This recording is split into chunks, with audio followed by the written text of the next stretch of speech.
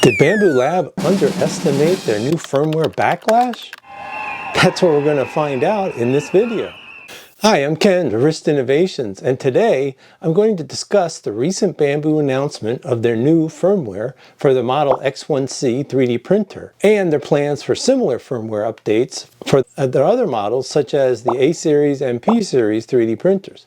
Now, I know you may be tired of hearing about this topic because there have already been quite a few YouTube videos on this topic, ranging from being extremely upset with Bambu Lab to some YouTubers telling us that everything is just fine with the firmware upgrade. I debated on whether I should make a video on this topic. However, I felt it was my duty and obligation to my subscribers to offer my insight on what I thought about the firmware update. Plus, my son told me that since my channel just reached the 10,000 subscriber milestone this week, I'm now an official influencer. So, I'll stick to the facts and minimize any of my subjective opinions so that you have everything summarized in one place rather than you having to search multiple sources for the information.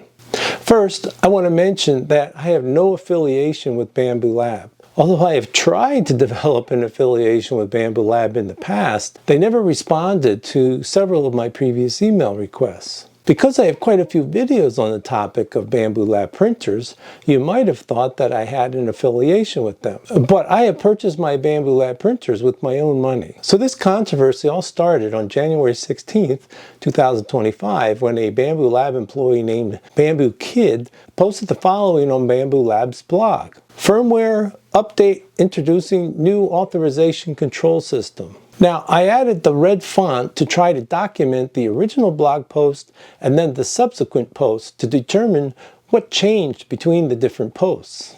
The firmware is first for the X1 series printers and then expanding to their P and A series printers. Bambu Lab described that third-party products such as Orca Slicer and Big Tree Text Panda Touch would no longer be permitted to connect directly to the user's Bambu Lab printer, but would need to go through a new Bambu Lab desktop app named Bambu Connect, even for LAN mode. Many from the 3D printing community reacted very negatively to this announcement because the general consensus was that although Bambu Lab described the changes were designed to improve security, it appeared to be more of extending their control on the user's Bambu Lab printers. Rumors quickly spread that if Bambu Lab users didn't upgrade to the new firmware, that Bambu Lab would cause their printers to not even print any more parts. Bambu Lab's terms and conditions found on their website, updated April 24th of 2024, only added fuel to the fire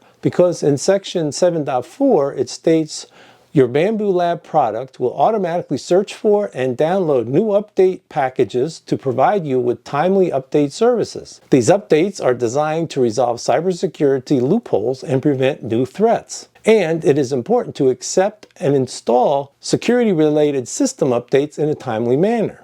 Due to the importance of these updates, your product may block new print jobs before the updates are installed and will immediately provide you update notifications to help you understand the related information. So these terms give the indication that the updates will be automatic and that if you don't install the updates, your printer may not be able to print any new jobs. Bambu Lab's terms and conditions are inconsistent with the blog post because in the blog post, they indicate that the user has the option to stay with the current firmware.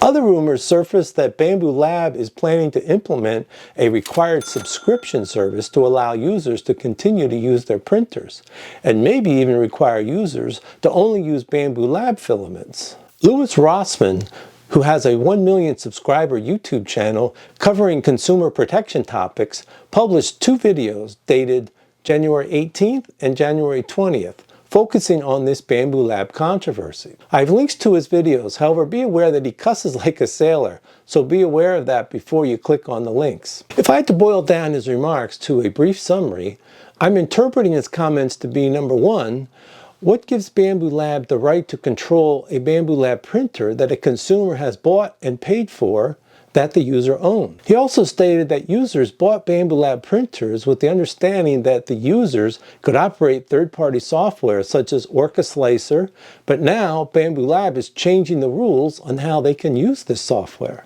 His second video addresses Bambu Lab's updated blog on 117 and 120 that adds some clarification to their plans, but also adds confusion due to the way Bambu Lab edited the original 116 blog to give the impression that Bambu Lab was gaslighting their users. Bambu Lab didn't help themselves because they don't allow users to use this Wayback Machine, which is a way to see how a company's information is updated over time.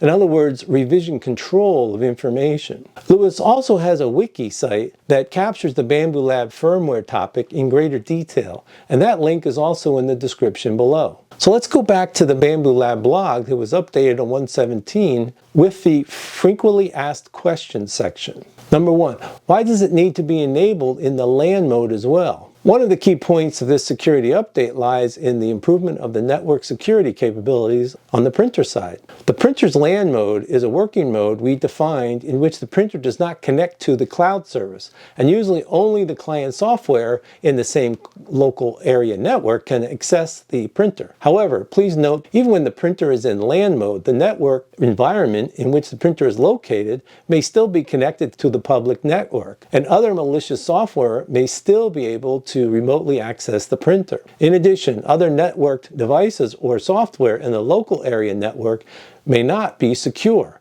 such as Trojan horse software or other backdoor software, which may run on computers or handheld devices, or may also run in embedded devices. In the above two cases, the printer may still be attacked from the outside, or even remotely. 3D printers have complex moving parts and the heating elements that pose a high risk if unauthorized people with ill intentions gain access to them. The results of such unauthorized access can be severe, and we take safety very seriously. To avoid the printer being in an unknown situation, we uniformly manage the authorization and control of all accesses to avoid potential risks. So let me ask you this. Shouldn't it be the responsibility of the user to manage the security of their own LAN? Another question in the blog is, does it mean I won't be able to use Orca Slicer in the future? Bambu Connect enables integration with third-party software such as Orca Slicer by using the file transfer method shared in the wiki. Before announcing this change publicly, we shared it with the lead Orca Slicer developer to ensure alignment and collaboration. Moving forward, we remain committed to working closely with them and other partners to facilitate the integration of Connect software, creating a smooth and hassle-free experience for all users. If you read the tea leaves from SoftFever, the developer of Orca Slicer, it seemed that they were only recently notified of the Bambu Lab firmware update. Subsequent to that, on 1/24/2025, SoftFever posted on their Discord that Bambu Lab's Bambu Connect integration would not provide meaningful value for Orca Slicer users, so they will not support Bambu Connect for the foreseeable future. SoftFever recommends that users not upgrade to the new Bambu Lab firmware. Another question, what happens if I never upgrade to this firmware? You may continue using an older firmware version that does not include the new security updates. However, this means the printers may miss out on important security fixes or bug patches included in the newer versions. We highly encourage updating to the latest firmware version for the best experience and enhanced security. This statement clearly indicates that you don't have to automatically update the firmware and that you have a choice whether to update to the new firmware or not. I was talking to one of my friends who is a software expert and heavily into 3D printing, and he pointed out that over time it will be hard not to want to update the printer's firmware because typically new features, bug fixes, etc. are being added all the time. So the longer you operate with older firmware, the farther behind you will be because you won't have access to these new features and bug fixes, etc. For example, think of all the bug fixes that Microsoft produces all the time to address vulnerabilities in their software. Due to the initial backlash, on 120, Spaghetti Monster of Bambu Lab posted the following blog to address some of the rumors. At the same time, we must address false accusations head-on. Recently, we have come across numerous social media posts spreading baseless allegations and untrue claims about Bambu Lab. We want to make it absolutely clear that all of these claims are entirely false. Number one, that Bambu Lab will remotely disable your printer or brick it. Well, that's good news. Firmware updates will block your printer's ability to print. Well, to me, this seems to contradict Bambu Lab's terms and conditions that I shared with you earlier. AMS functionality will be restricted and the use of third-party filament will be disabled. Well, that's also good news. Bambu Lab firmware contains Trojans or backdoors for unauthorized remote control. Well, this is good to hear that this isn't the case. And that printers have a timed kill switch that disables them after a certain period. So this apparently also is not the case. And all 3D printed files are monitored, duplicated, or stolen. They're saying this is not the case as well. And a subscription will be mandatory to use your printer. Well, this is good news to hear that as well. So in response, we've made the decision to implement an optional LAN mode feature to provide advanced users with more control and flexibility. Under the updated LAN mode, you have the standard mode by default, which will include an authorization process that ensures robust security. This option is ideal for the majority of users who prioritize security and ease of use. Despite the claims to the contrary, LAN mode through Bambu Connect will require neither the internet access nor a user account. This hasn't changed and won't change. Developer mode, optional. For the advanced users of the X1, P1, A1, and A1 Mini who prefer full control over their network security, an option will be available to leave the MQTT channel, live stream, and FTP open. This feature must be manually enabled on the printer, and users who select this option will assume full responsibility for securing their local network environment. Please note, Bambu Lab will not be able to provide customer support for this mode, as the communication protocols are not officially supported. It's not clear to me if Bambu Lab will not offer any customer support for any issue with their 3D printers, or if they only mean for using the third-party products with their printers. Bambu Lab needs to clarify this important point. Also, I recommend that you watch YGK3D's video on the Bambu Lab firmware topic. As an example, he does a great job of explaining the Bambu Lab's 120 blog update describing the developer LAN mode, that it's actually a subset of LAN, so you still will lose your ability to use the Bambu Handy app to monitor your prints. A link is in the description below. I also recommend you watch Uncle Jesse's video on the Bambu Lab firmware topic. He compares the direction Bambu Lab is going to how MakerBot's business practices were implemented. Link is in the description below. Now, Bambu Lab also describes here how they reached out to Big Tree Tech regarding their Panda Touch. So my only comment is that the Panda Touch was launched a year ago. So why haven't Big Tree Tech and Bambu Lab been able to reach a working solution after all this time?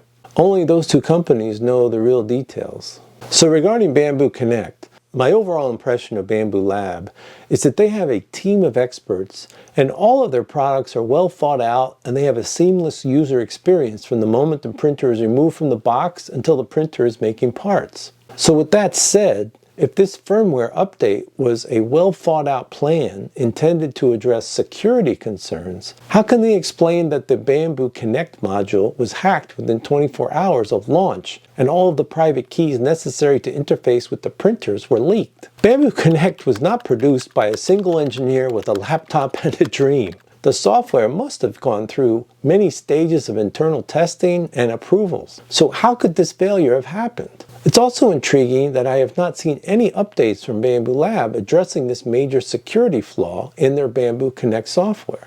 Next, I'd like to summarize a great article I read from The Verge, a news website that covers technology, which was founded in 2011. Sean Hollister, a senior editor, sent a series of questions to Bambu Lab, and they provided answers to Sean. I have highlighted a few of the questions from Sean's article. However, the link to the full article is in the description below. Sean asked Bambu Lab if they will be requiring a subscription for users to use their printers on a home network. Bambu Lab responded that for their current product line, they won't. This is good news and bad news because you could interpret that a future subscription may be implemented for future models of Bambu Lab's printers.